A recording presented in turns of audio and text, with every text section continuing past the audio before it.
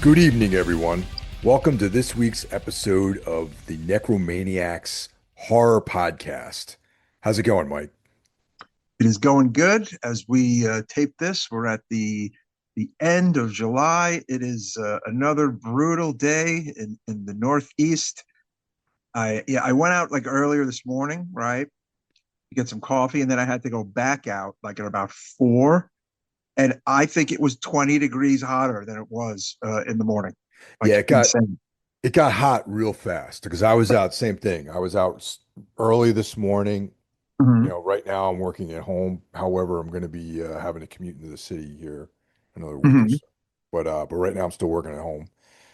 Went out early, came back in, did some work, went back outside, and it was like getting hit with like a wet blanket, man. It was like Yes. brutal. Yeah. Oh man, yeah. But I think there's some relief in sight in the coming days, thank goodness. But hey man, you know, it is summer. I keep the complaints to a minimum because I kind of enjoy this weather and Yeah. I've been home a lot and I've had free time. So, it could be worse, Michael. Well, summertime is what is sort of sparking this investigation of the Jaws films. So that's kind of cool. Yes. It's Oh, definitely like a absolutely. Yeah. summer vibe. But before we get going, man, I just want to wish you a belated happy birthday. You were Thank away you. last week, and I'm Yeah. just glad that Thank you you so like I much, man. Had a good birthday. Jane and I went to the Ocean Resort and Casino in good old AC. Uh, we saw Danzig there 2 years ago, Mike. Remember that? Yep, and I stayed at the ocean that Mm. weekend. Yeah. Yeah, yeah, that was a good time, man. That was a good time. Um, it's funny as I was walking through, I was remembering that night. I'm like the hotel was just loaded with like metal fans and people that familiar faces, and it was a really fun night that night. I went with Hank. He had got me tickets for my 50th birthday, and yeah, it's a really nice fucking spot. We had a good time. Didn't gamble too much. Didn't win anything. But before we got rolling, I was telling you they had these very cool Conan slot Oh, machines, and cool.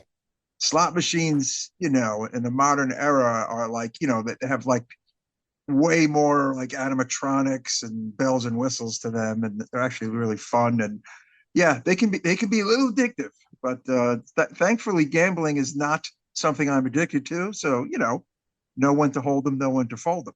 Yeah, I have like no skill at all with gambling. But Mm. speaking of the ocean, that was my now wife. It was her birthday that weekend of the Mm. Danzig show. So back then, she was just my girlfriend, but that was part of Mhm. her birthday present.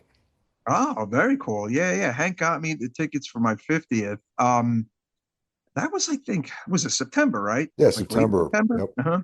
Hmm. Yeah, it was a little warm then too, actually. It was good times. Yeah. Um, but yeah, it was great. We went out to dinner and had a later birthday dinner with my mom and her boyfriend, which was really nice in a restaurant in Brooklyn the other day, which was cool. And the new 52, like the DC 52 universe, Michael. That's right, man. That's Yeah. right. That's right. Um, yeah, speaking of which, Superman's doing really fucking well, over 500 mil worldwide. How about that? Yeah, I got to see that. This last couple of weekends have been tough just because I've been looking for a house, and Hmm. spent a lot of time looking at houses and dealing with real estate people and stuff like that. So, Mhm.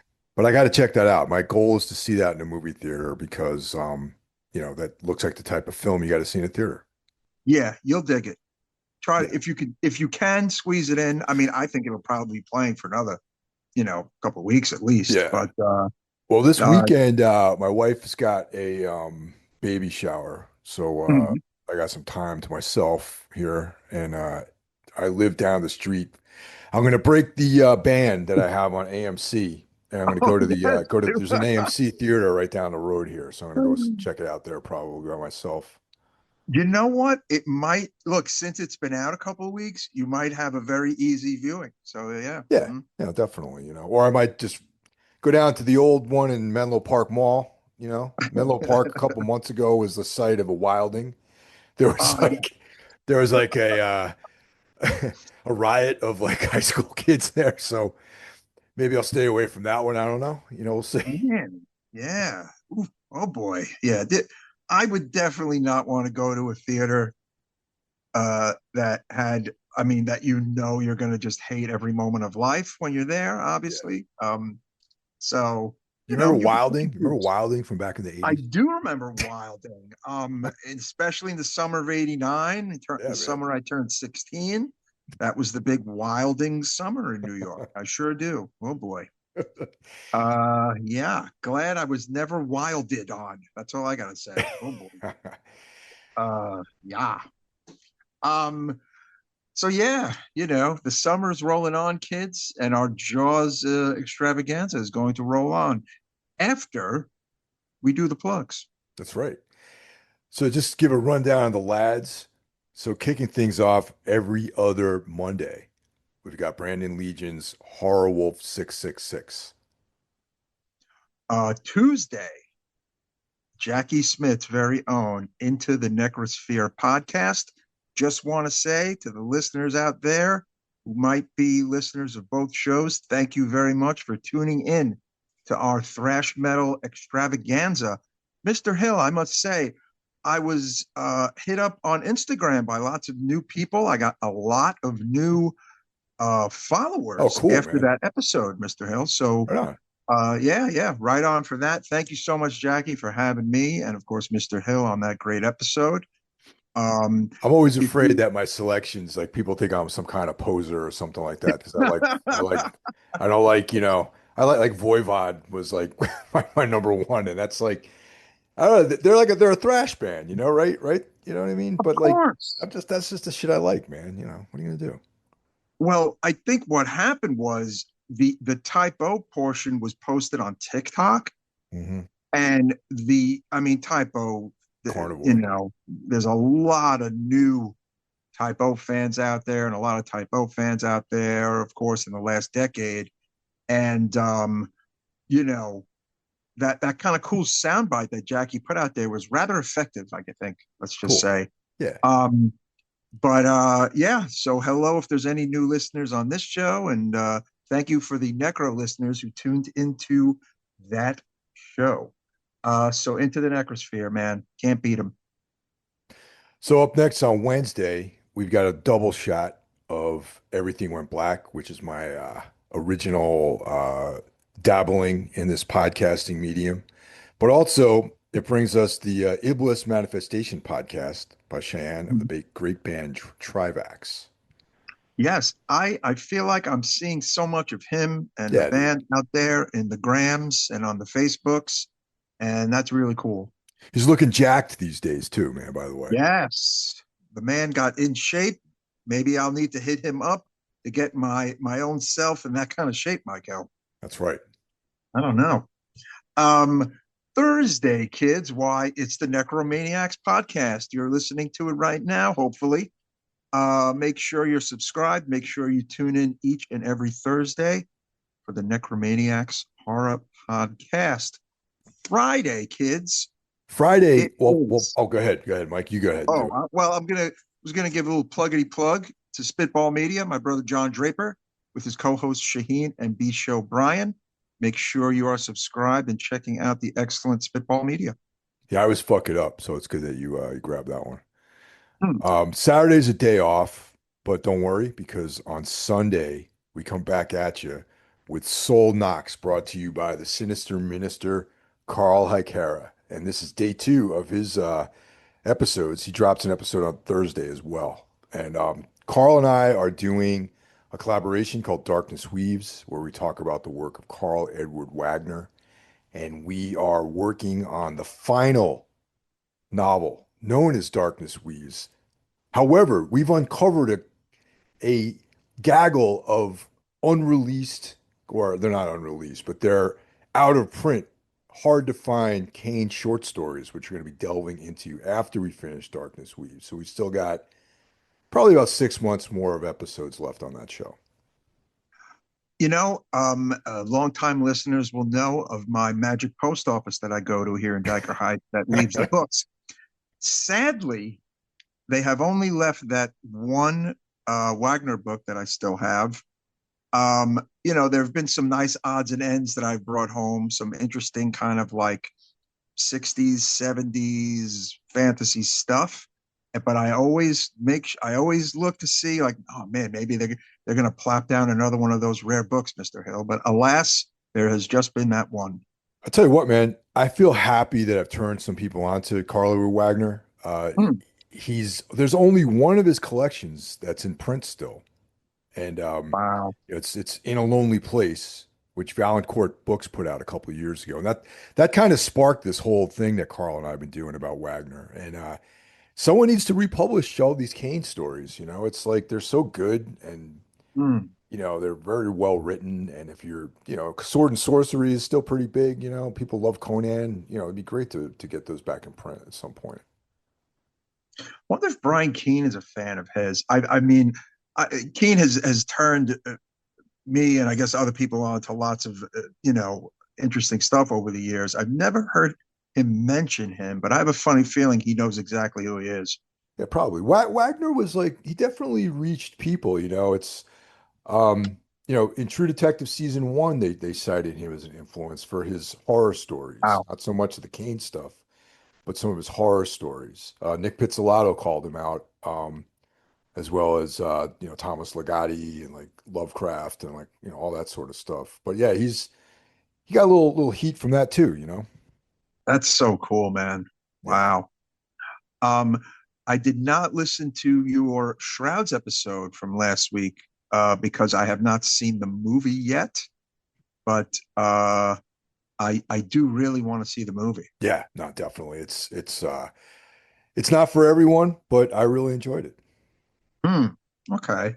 Yeah, Interesting. yeah, Yeah, I mean, look, to me, the new era Cronenberg stuff is solid. Like, yeah, I mean, honestly, like when I say new era, it's at this point, which is a little mind blowing. It's 20 years. yeah, So, yeah, definitely. yeah, like I think all that shit is solid. So yeah. I mean, I love him. So I liked, pretty much all of his films. Like, I don't think there's a bad film in his repertoire there. Mm, Yeah. very cool. No All calls right. this week, but if you guys want to get at us, you can hit us at 908-913-0782. So give us a shout on the Necro phone. Oh, Mike, did you check anything else out this week as far as movies go? Not too many movies. A lot of music listening, been on a Pro Fanatica kick. Nice. They'll be playing tomorrow Oh, at the cool. TBI. I'm gonna go see them. Revenge. Been listening to a lot of Revenge. I mean, an acquired taste. They're an acquired taste band, as you know. I mean, but I don't know. There's just something about it that kind of gets me going. No, I'm down with Revenge. Um, yeah, Revenge is yeah, them and man. like Conqueror and like all those like war metal bands. I'm into that stuff. Yeah, yeah. I mean, Diocletian. yes. It's like a whole vibe. Diocletian is playing this festival in I think October somewhere in the Midwest, a Metal Threat Fest with like all those bands from Finland and stuff. And was kind of hoping some of these bands would squeeze in some New York shows, but I don't think they are, unfortunately, unless that changes in the next 2 months. But I know Beherit is playing in September Yeah, yeah, at I'm gonna try the to check that Monarch. out. I really would like to go to that. That is sold out, but alas, I will find my way in. There's a couple of shows here and there, but I do feel like last summer was way more active with the death and black metal stuff than this summer, Mike. In my opinion, way more. Yeah, it's a little sleepier this summer for sure so far. Hmm. I'm Yeah, definitely going to yeah, try to find my way into that Beharit show. I mean, I never let a sold out show keep me out before, so I'll figure out what to do there. exactly. Um, No, I totally, totally. I got turned on to a new band called Final Dose from Hmm, Mike Score's social media feed. Our mutual friend Mike Score of All Out War. that's right. Yeah, he posted this record Under the Eternal Shadow by a band called Final Dose, and it's pretty sick, man. I've been running it pretty much nonstop, actually, all day long. It's really sick. It's like blackened punk, Hmm. so it I would has like definitely that. check that out. Yeah, it's got that Awesome. sick like hardcore punk vibe to it, but it's black metal. And the song titles, Dark Paradise, Eternal Winter, Weathered Axe, you know, Under the Eternal Shadow. It's like all the good shit. You know what I mean? Nice. There's another band I'm going to give some props to out of Aurora, Illinois. They're called Melting Rot. Have you heard of them? I haven't. A grindcore band with the touches of death metal, which I think uh, grindcore to me is at its best when it has those death metal touches. Otherwise, it can get rather samey. I This is a young band. Yeah. yeah. Hmm. I have to say the prerequisite for me to enjoy grindcore is it has to have a heavy death metal vibe to it. I don't Hmm. like, Okay. So there you go. So yeah, you know what I'm getting yeah. at. I don't like the punk grindcore. Yeah, I like some of that. Some of that can be very good, but it has to just have that, I don't know, that extra oomph. But this is a young band, young bucks, as J Dog would say, from Illinois. They have one full length called Blood Delusions that came out in 2021 on Head Split. But recently, Hell's Headbangers collected all their splits and their demo and EP on a brand new comp that came out called Cold Case Files that I Nice. also have. This band is really good. I hope they make their way to New York. They feature a member of Molder, another excellent death metal band from Illinois. But Melting Rot is more on the grindcore side. Really, really good. Check out Melting Rot, kids. Yeah. Yeah, I gotta check that out. I mean, that sounds Mhm. cool. Like, for me, the grind stuff's got to be like insect warfare or like phobia or Mhm. rotten sound, like bands like that. You know what I mean? Like that are more Yes. like disciples of like Napalm Death. Yeah, I think if you like the insect warfares of the world, the phobias of the world, I think you will dig Melting Rot. Um, cool logo, uh, cool covers of like they just they know what they're doing for a bunch of young kids. So I dig it. Right on, man. So, Yeah. I checked out the movie Sinners this week. Are you familiar with that one? Yes, me and Jane want to check that out, Yeah. dude. Okay, is it good? All right. It's interesting. Okay. Mm, It's definitely worth checking out. It's long. mm. It meanders a little bit. It doesn't really hit the horror until like maybe halfway through the movie, and the movie's over 2 hours long. Oh wow. But I Okay. liked it though. I personally liked it. It was I didn't know it. I went in there cold. Like I knew people were talking about it. Like people had asked me if I'd seen it, and Yeah, like I it's was a like, thing, dude. Yeah, it's a yeah, thing. really, really well made too. It's like you know, beautifully shot film, and the Okay. acting is great. It's got cool music in it. A lot of Uh, it, believe a lot of the film is about music, like old blues stuff. It's kind of cool. so You know. that was my next question. Without revealing too much or saying too much, what has made this movie a thing,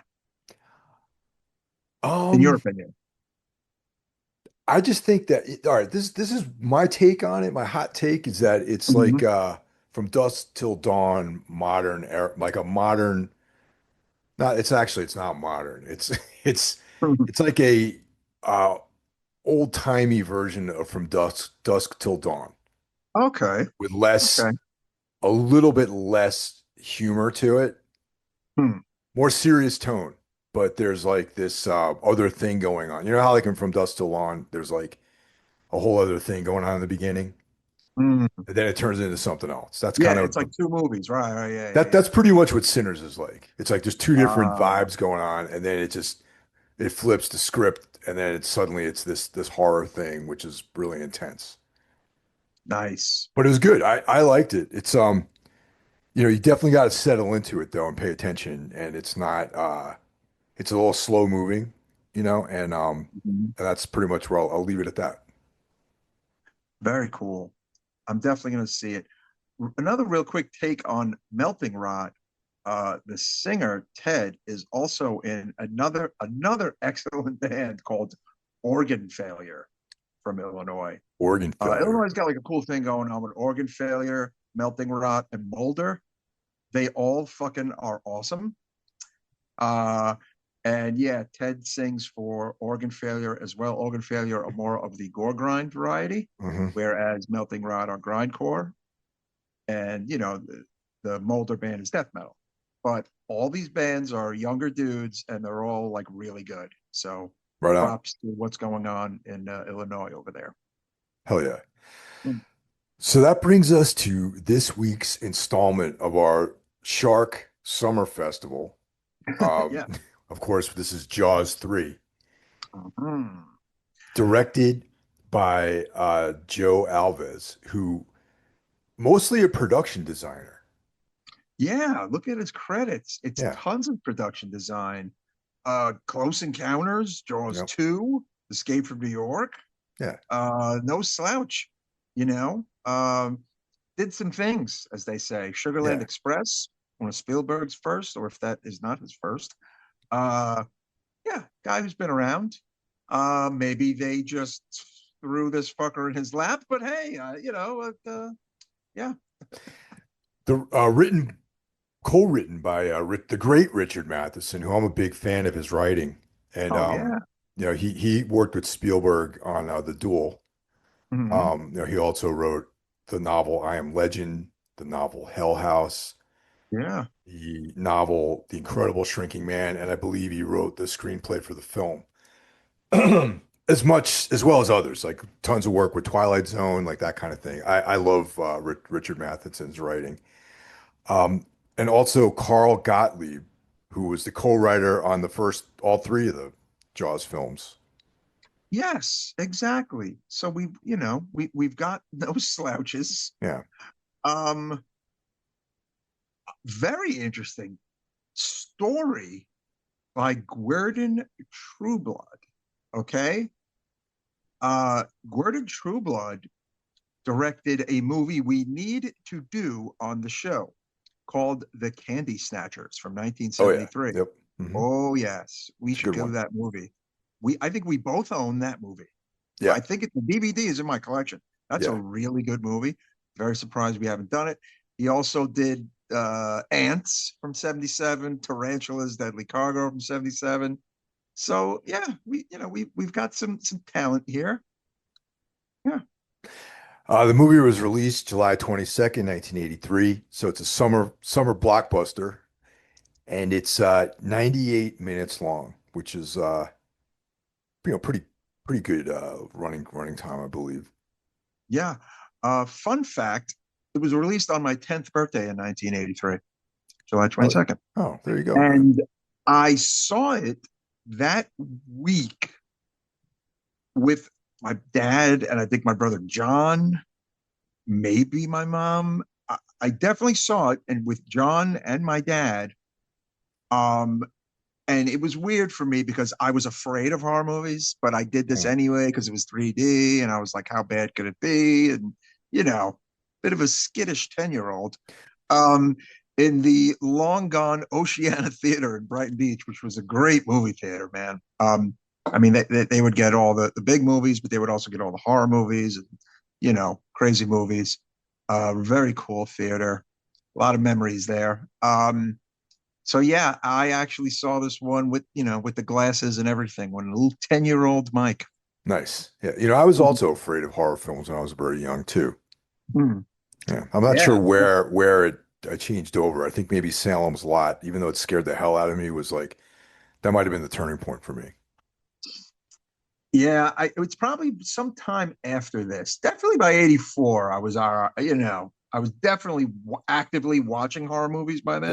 Yeah. So Yeah. maybe it was somewhere around this summer. Who knows? Can't fully remember. It was a long time ago. But uh yeah, and this movie stars a young Dennis Quaid. How about that? And also a very young, lovely Leah Thompson. Yeah, that's right. Yeah. Actually, there's a lot of we got Lou Gossett Jr. in this as Calvin Hmm. Bouchard. Um, Hmm. yeah, there's some pretty well-known people in this film. Hmm. Yeah, Dennis Quaid plays Michael Brody, of course, one of the Brody kids. And then we have John Cooch as Sean Brody. You mentioned Louis Gossett Jr. as Calvin Bouchard.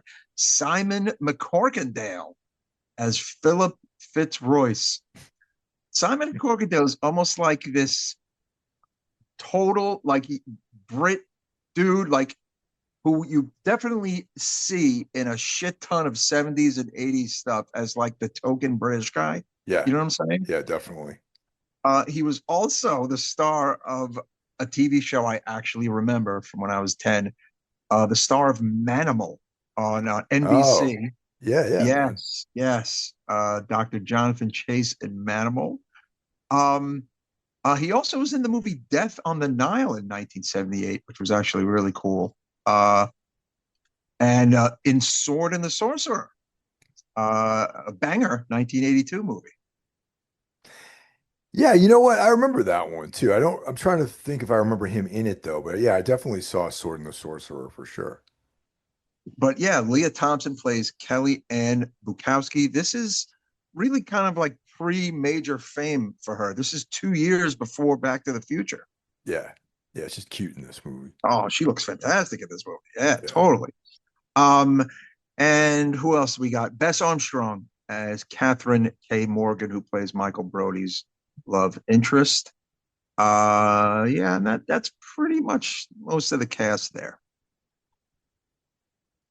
Yeah, so this movie, as you kind of hinted at earlier, it takes the Brody boys and now Mhm. they're grown up.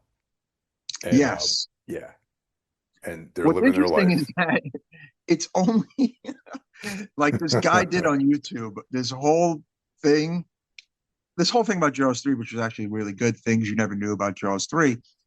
But he tried to do a timeline of the Brody children, and it was just a complete mess because after Jaws 2, like with Jaws 3 and the Jaws the Revenge, their ages are completely insignificant because this is literally only 5 years after Jaws 2. And they wouldn't even really be all that old, the two kids at all. Yet No. this movie might not like, he's like, so Jaws 3 and Jaws the Revenge actually take place in the future. And it's like, no, it's like you're thinking too much about this. Yes, exactly. Yeah. Yeah, it's funny, Um, man. yeah, the ages of the Brody kids, honestly, for Jaws 3 and Jaws the Revenge, it really doesn't matter.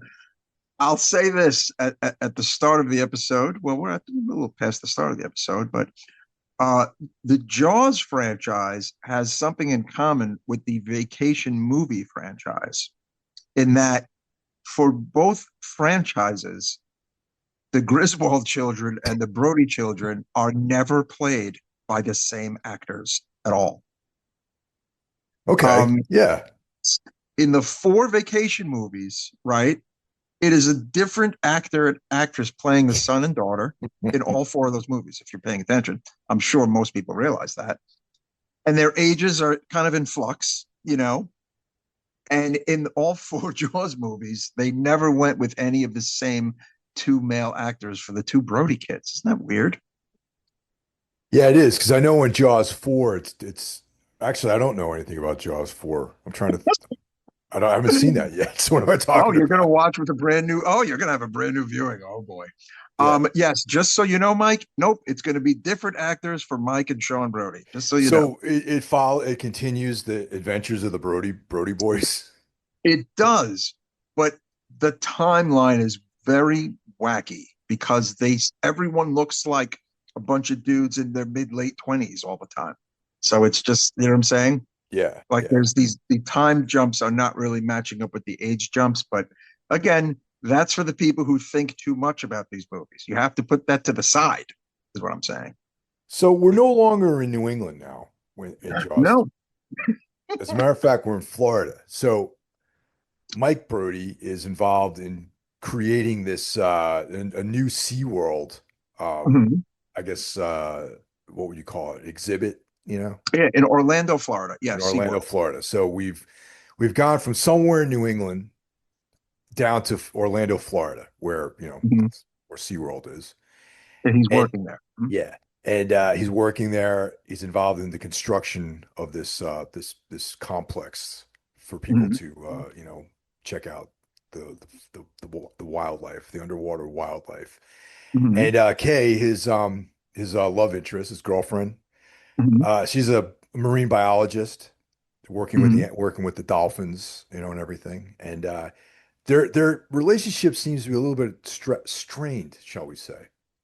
A little bit, yes. So Mike Brody, the older Brody has, he's having a decent life. He's obviously still enamored with the water. He's now working at SeaWorld. Um, there's not a whole hell of a lot of mention of mom and dad, but Nope. mom and dad are, still in Amity, perhaps, or wherever. This movie doesn't really seem to care too much about mom and dad, huh? Yeah, they don't mention anything about the parents or Hooper or anyone dying No. or or Quint, Quint Nope. who was killed in the first one but is like, made an impact. And so Sean, the younger brother, is out west somewhere. Was he like going to Mhm. college maybe? College, yes. Yeah, he's going He's to a college college. age. College Yeah. boy. Yeah. So they're reunited in this film Mhm. after not seeing each other for a while, and he's got this sort of cowboy thing going on, his younger brother Sean. Yes, which was very odd Very and just random, I thought. random and an aside and made no impact on, well, really anything at all. Um, yes. And then we have, of course, Calvin Bouchard, the SeaWorld park manager, played by Lou Gossett Jr. I gotta say, Lou Gossett Jr. is fucking awesome. There's something about him that, like, I don't know, it just kind of makes me happy every Oh time he yeah, shows up love in him. this movie, Yeah, Michael. I don't know yeah. about you. Like, My he kind of favorite makes me role that laugh. he did was the drill sergeant in Officer and a Gentleman. I thought he was, Yes, yes. And his role in Iron Eagle, Mike, in the mid yeah, 80s, which was a very cool movie. yep, Yes. definitely. Where we've just Gen X the motherfuckers out of this episode. So yes, you need to see Officer and a Gentleman, and you need to see Iron Eagle to really appreciate your Lou Gossett. But it almost feels like he's not even acting. I don't know. Like I feel like he's just kind of saying whatever he wants in this movie. It's very funny. Yeah, it's not really like this the kind of the same. There's like a similar setup as with the first two in that instead of having like a mayor, we've got Lou Gossett, who's like the manager, whatever, Mhm. main guy, the main Yes, man. yes, And he's yes. pushing things forward and maybe neglecting some safety standards and stuff like that. So Yeah, he is the mayor character in this.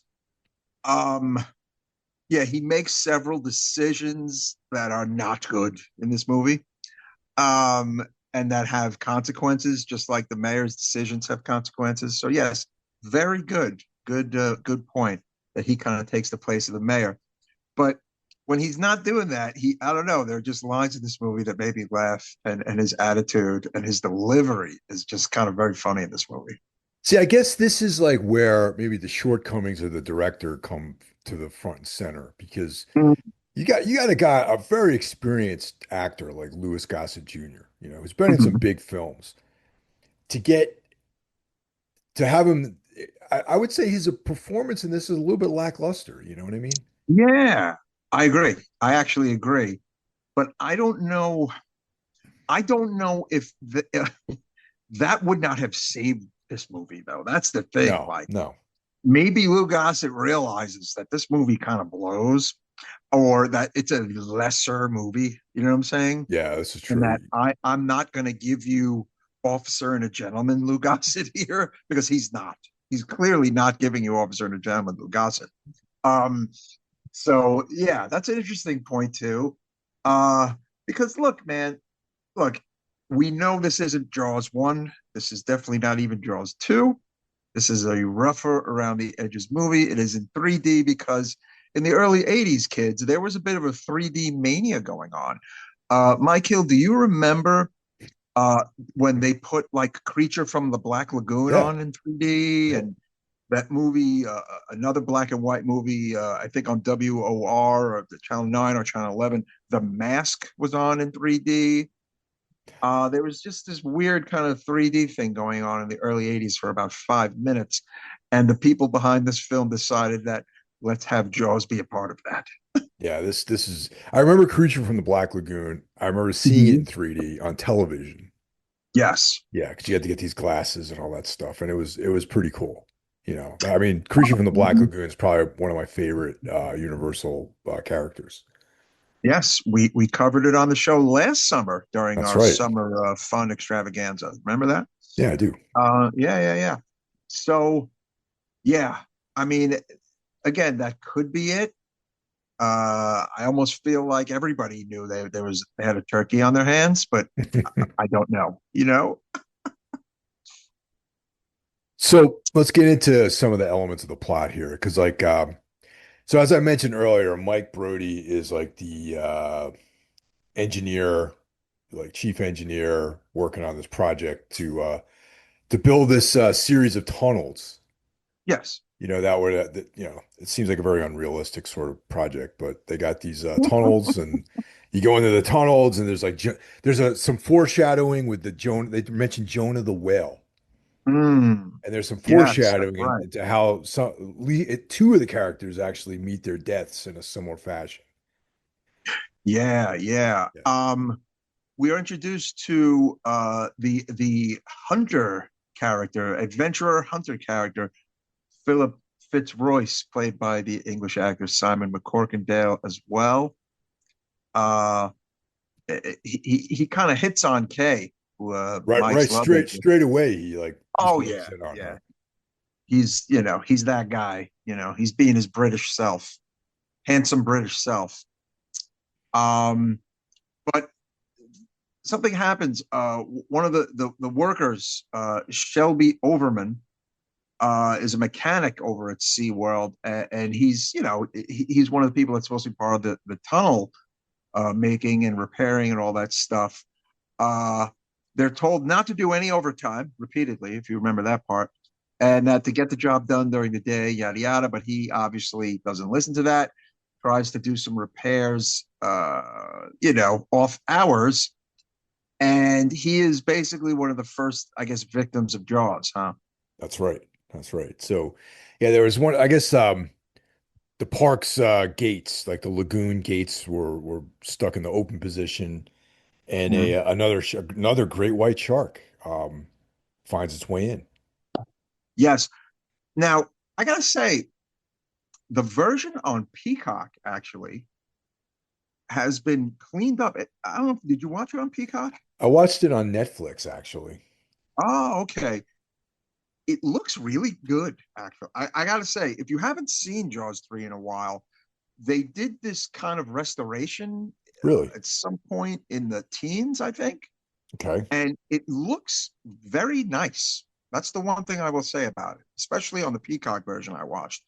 Universal owns all four Jaws movies, um, and that's they have most of the Universal movies on Peacock.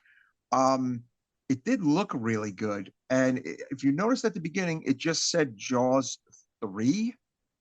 They didn't they didn't remove the 3D scenes, but what they did do in the cleanup is they removed the 3D because they're nobody has fucking 3D glasses. Like they didn't want that kind of messy visual. Like I said, the 3D scenes are still there. There are Yeah. guns and little weird close-ups. That's all there, but they cleaned up the movie visually. That it's definitely pretty bright and sharp. I don't know if you noticed that. Um, I'm gonna say that the Netflix version did a similar thing. Like it's not like Mhm. the 3D scenes aren't they just look bad. Like they don't look like oh Mm. yeah, this is supposed to be 3D, but this Right, they right. just look like poorly executed special effects. Got it. Yes, exactly, exactly. Um, so yeah, like, and in the title card, if you I don't know if you remember this, it just says Jaws 3. It does not say Jaws 3D anymore. It Yeah. says Jaws 3. Yeah. Mhm. They don't want to mislead Um, anyone into thinking they're watching a 3D film, I guess. exactly. Yeah, yeah. Although I'm trying to remember when the DVD came out, it might have come with 3D glasses, Oh, but jeez. or I'm trying. I feel like I could be wrong on that, but anyway, he's the first victim. And it does, follow the Jaws 1 and Jaws 2 kind of like trappings, right? It does pretty much. There's a formula that they're conforming to, and the one wrinkle though is it's taking place at a water park. So that there might actually trigger some Gen Z types who are think it's cruel to go to a water park. Hmm. So I Well, know that's like that's come under fire in the recent years. I gotta be honest. I've never been to SeaWorld. I love aquariums. Yeah, If someone if I was taking a trip to Orlando and then there was a day carved out for SeaWorld, I'd be like, fuck yeah. You know what I'm saying? I like that shit. yeah, I've been to aquariums. Um, I've never seen like an actual show where they have like dolphins doing tricks or anything like that. But I've seen you aquarium. I've haven't? been to plenty of aquariums. I used to when I lived in Boston. They have a great aquarium up there. I have the New York Aquarium has the seal show. I don't Yep. think it was a dolphin show, but I've seen many seal shows in the New York Aquarium in Brooklyn, in Coney Island. Those are fun. Although maybe there was a seal show, but I like that shit. Like I like the water, even though there's a part of me that's afraid of the water. I actually Yeah. love the water in the ocean. Some people may accuse you of being a supporter of animal cruelty by enjoying those things, Mike. Ah, So, but I don't give a fuck, honestly. uh-huh. It's just like it is what it is. But What if I told you that one of the seals in this movie literally lived like 40 something years? So there's your animal cruelty. yeah. No, but you know how people are. You know what I mean? Yeah. Yeah. No, I know. I know. Um, Seals in captivity live a real long time. I mean, they're not going to get eaten by a shark in captivity. You know what I'm Yeah. saying? Which is like the main delicacy for sharks, apparently, the seals. They Yes. love them. Oh, yes. We learned that. They love seals the way we love pizza. That's the thing. Yeah, I mean, I will say this though. I never heard of any Jaws or Jaws 3 cruelty. Um, I mean, they had mechanical sharks, and that's Yeah. probably why, Yeah. So that's the one thing in Jaws, a feather in Jaws's cap, is that I never heard about that, Yeah, you but know? it's from a different era though. You know what I mean? Like back in the 80s, it wasn't a thing. But nowadays it's like people get bent out of shape about, SeaWorld and Mm. I mean back in the 70s, Steve McQueen like smacks up Ally McGraw like, in the getaway and no one seemed to Oh care. boy.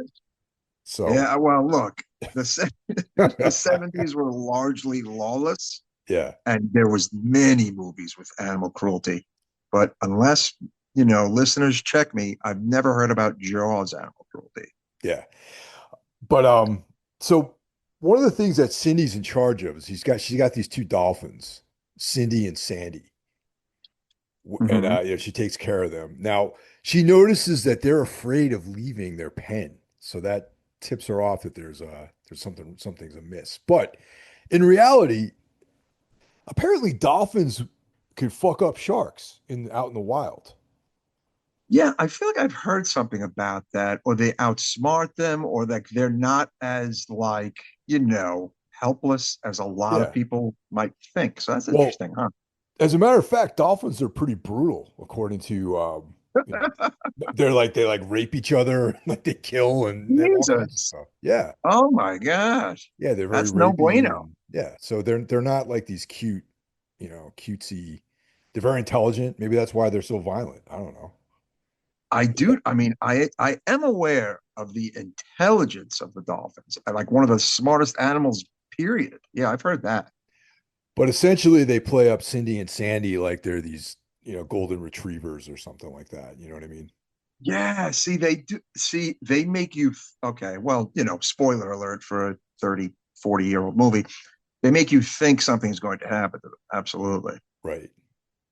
Yes. All right. Anyway. Yeah. So Overman's dead. We got the Mhm. British guys they're on site. And we know something's wrong because the Dolphins are afraid to come out of their pen.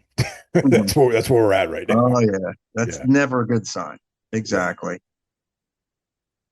Oh, what's her name? Leah Thompson's character in the movie is one of the I guess, show water skiers.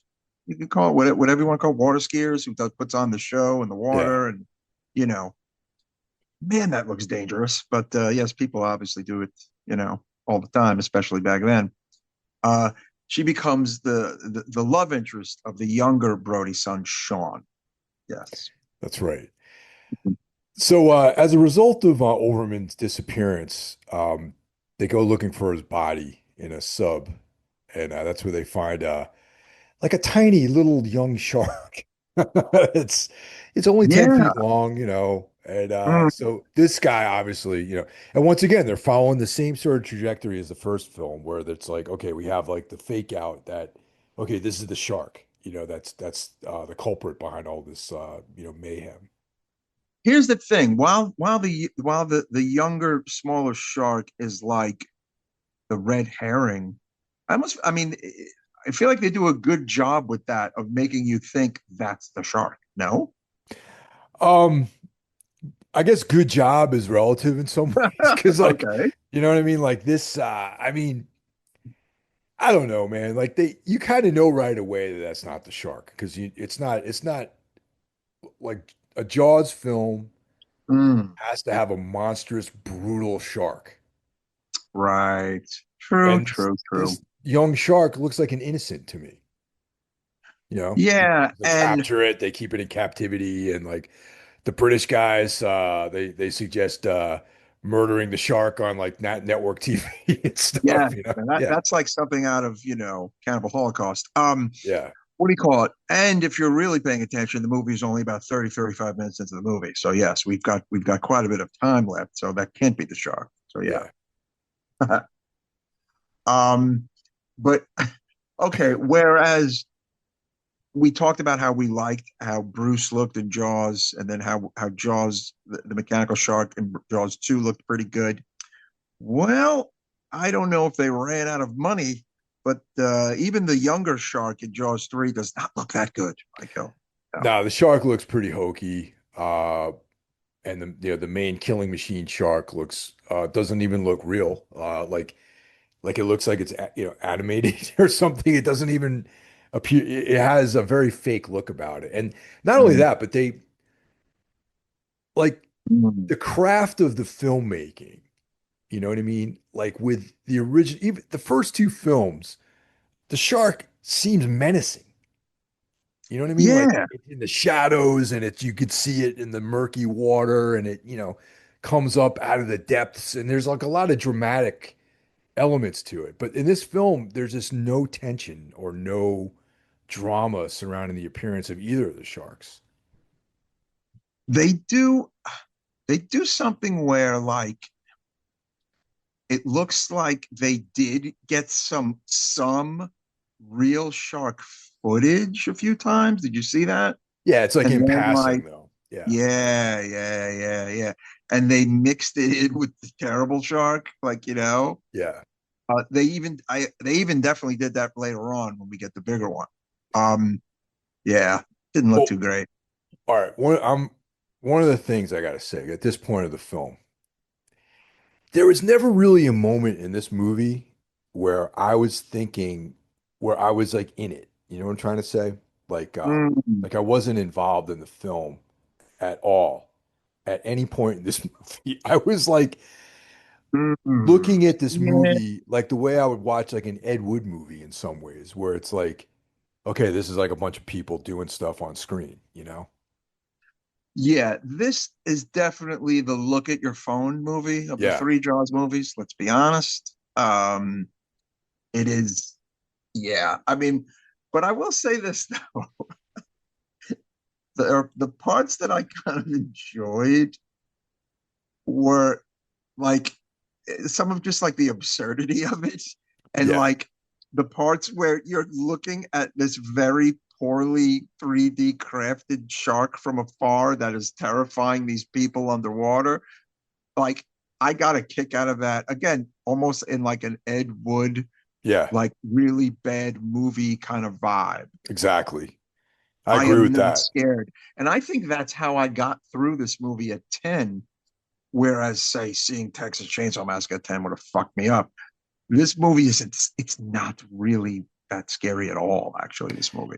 Yeah. So even hearkening back to the first film, the reason when they look at Overman's corpse, they're seeing, this that's actually kind of a funny scene where they like display his body Yes. and then, Mike is like completely like broken up by the whole thing. It's like, oh my God, oh, I and, know. Yeah, and yeah. it's like overacted and everything.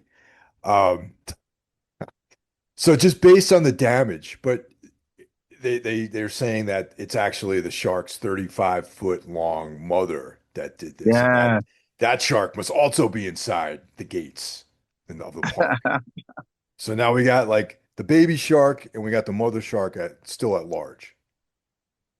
Oh my God. Yeah. I mean, look, once again, you're not getting the caliber of film from Mr. Spielberg. You're not getting No, the acting caliber, from hell, you're not even getting Jaws 2's acting caliber, if you really think about it. Although Leah Thompson's cool in this movie. She's not, I mean, she doesn't do too much. She looks great. yeah. She's very cute and like, she actually gets a major shark bite where it almost looks like she's gonna die. And then she's kind of taken out of the movie and you don't really see her anymore. But you know, uh yeah, like you're kind of, I don't know, you're not watching like a total train wreck. I mean, to a degree you are, but you're kind of, there's like boring moments in the movie. Like, Yeah, and just like some of the technical stuff too, like the control room looks like a fake control room. Like everything looks like slapped together, and the mm, story doesn't really hold up, and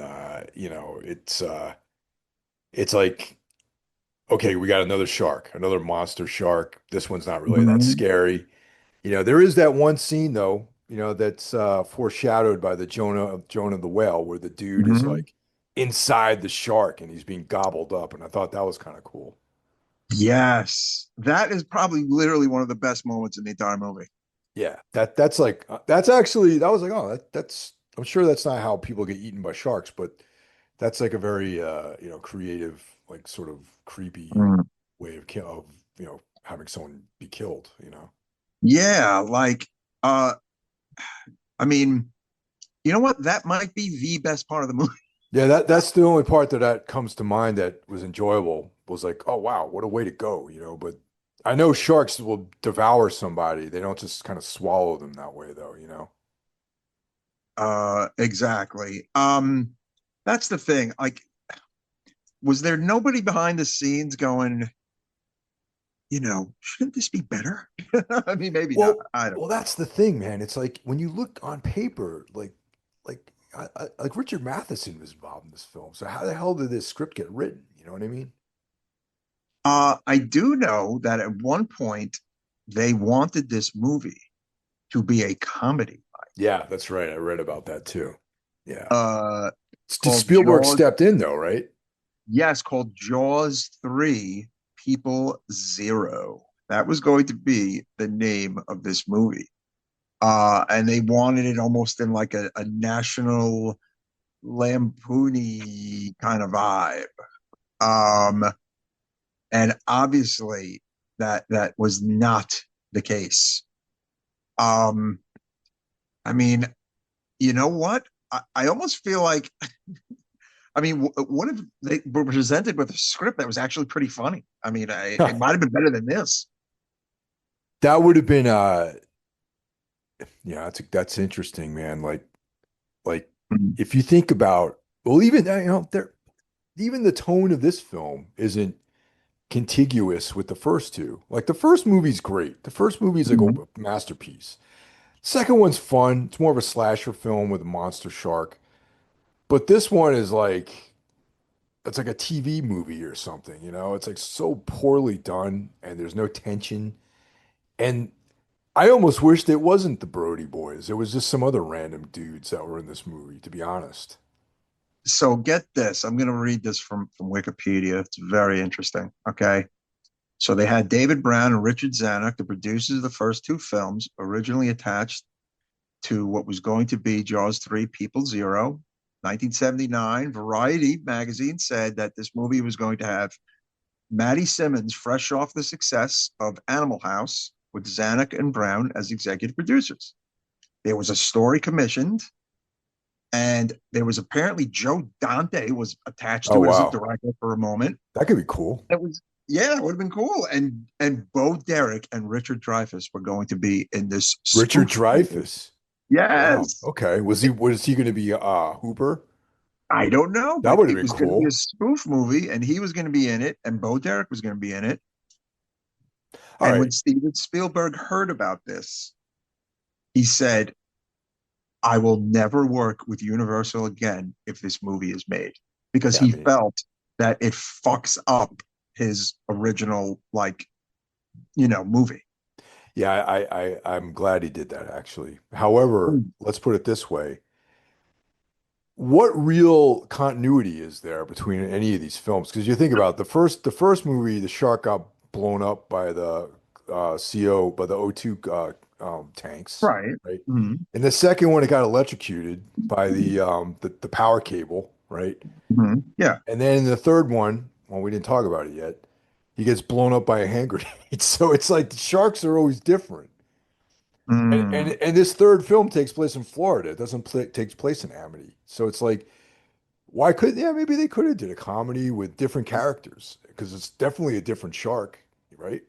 It's very interesting that you just said that this movie shouldn't have even had the Brodies, because Richard Matheson had something that didn't involve them, and he was forced to include them because he thought the idea was dumb Yeah, having he's them. right about that. It's like, Uh, and he had to put them into this script and into this movie.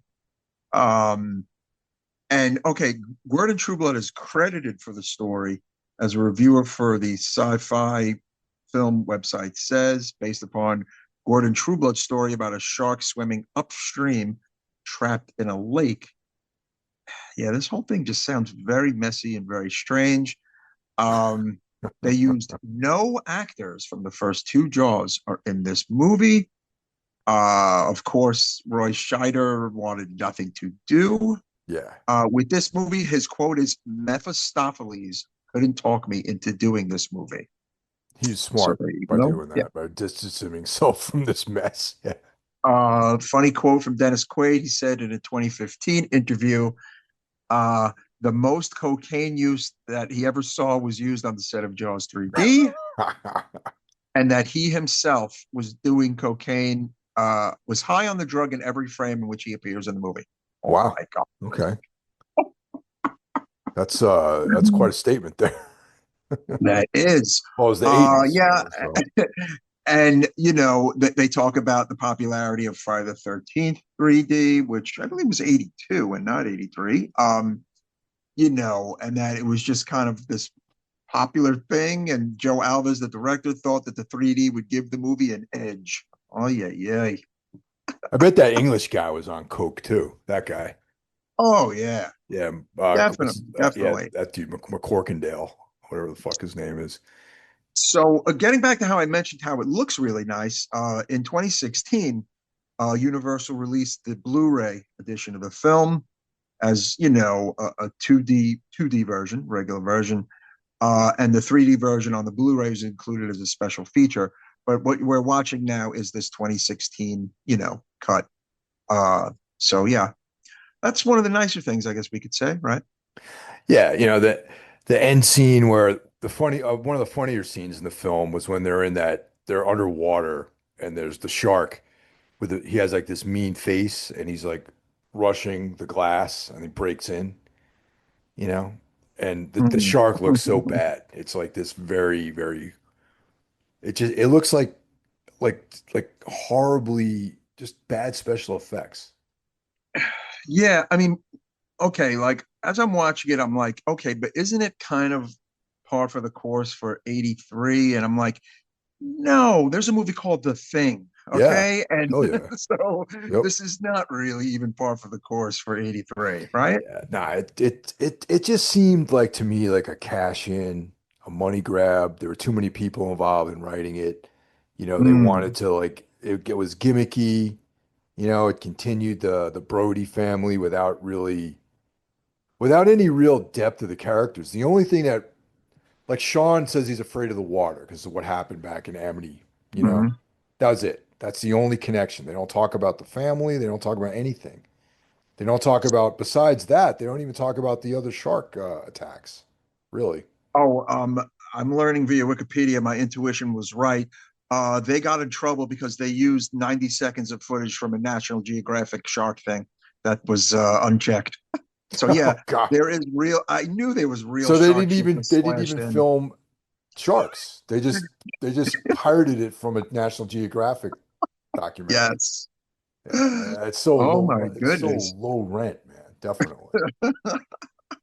Yeah, so this is like the dollar off version of a Jaws film, really. This is the beginning of the spiral, the downward spiral of this franchise.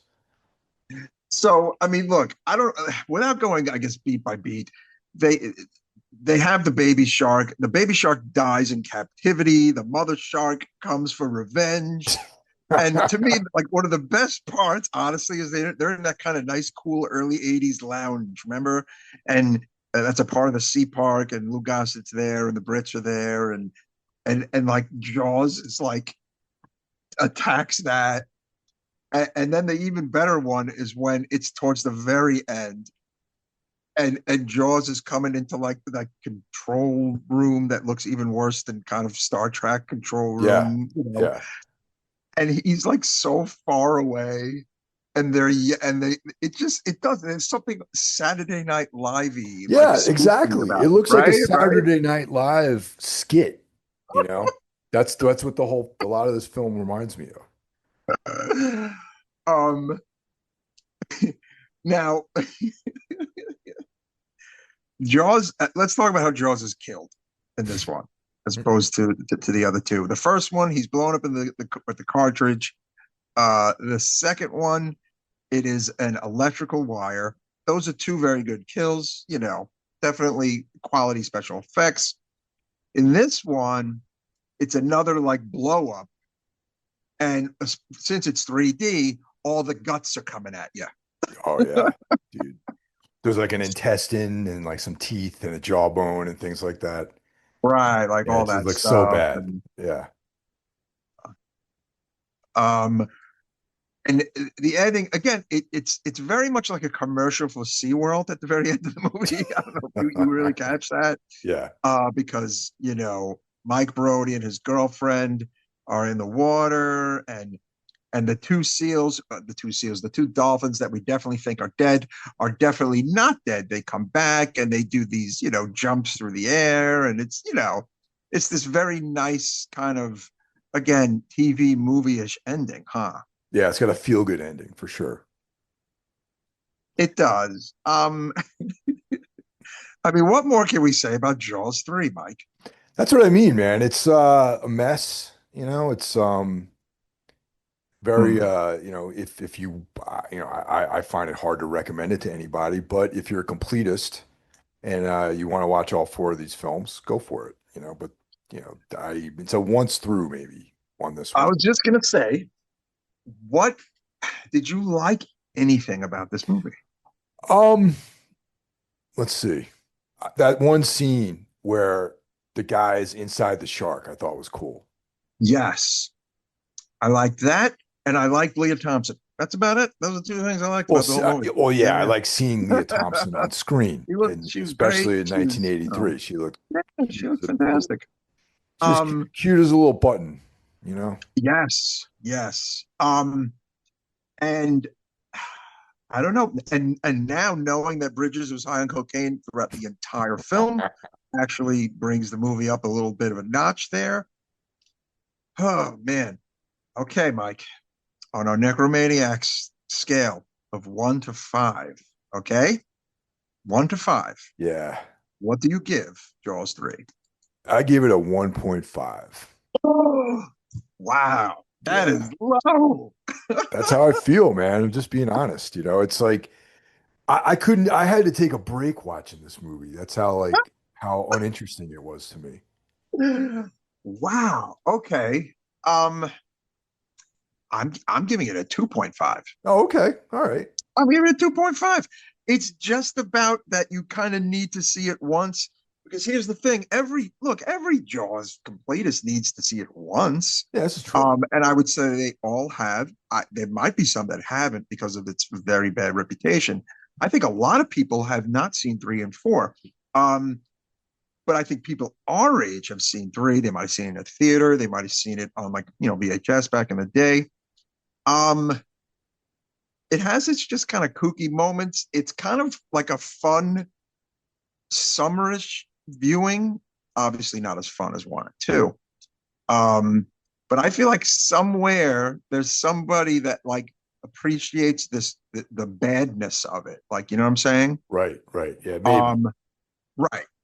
But I gotta be honest, and we're all gonna brace ourselves for the Jaws Revenge episode. I think Jaws the Revenge is like potentially even worse.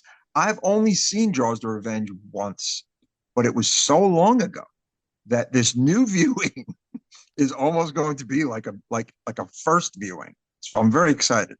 I have never seen For the Revenge. Mhm. I know that Jeff wants to be part of this episode too.